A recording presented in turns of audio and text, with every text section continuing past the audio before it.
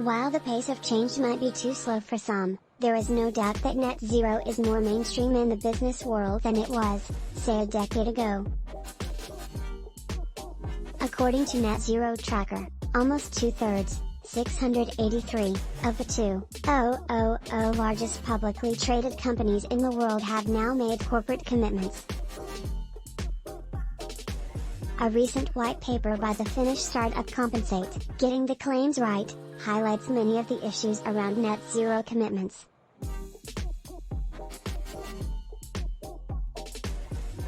For example, it notes that some companies have set goals decades away, but have not set emission reduction targets over the next 10 years, or that some routinely exaggerate or misreport their progress towards their net zero targets. Compensate's Chief Impact Officer, Niklas Kaskeala, who has more than 15 years' experience in sustainability and climate change, said over half of the biggest companies in the world now have some sort of climate change, carbon neutrality or net zero target. But he added there is a lot of ambiguity in these targets, particularly around how net zero is defined or how it differs being carbon neutral. It's a good thing that these targets are being set, he said. But what worries me is that they're not often followed up with actions that would be in line with the original targets.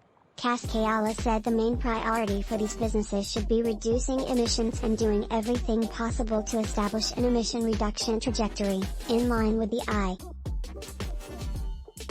He added for most companies this will involve cutting their own emissions by 50% by 2030. If you set that trajectory, then you're in a good place, he explained. But even that's not enough.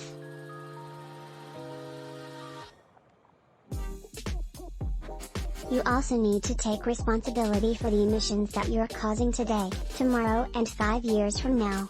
He said it is also important that any corporate commitments are based around science-based targets, like the Net Zero Standard, which states most companies will require deep decarbonization.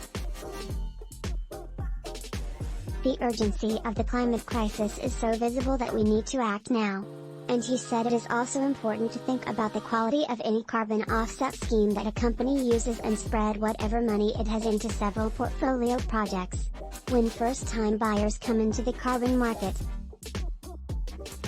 you need to look under the hood and see if a project actually delivers true climate impact. According to Norwegian tyre recycling company Wastefront's Chief Strategy Officer and co-founder Hvamstad, companies that are serious about net zero simply cannot rest on their laurels if they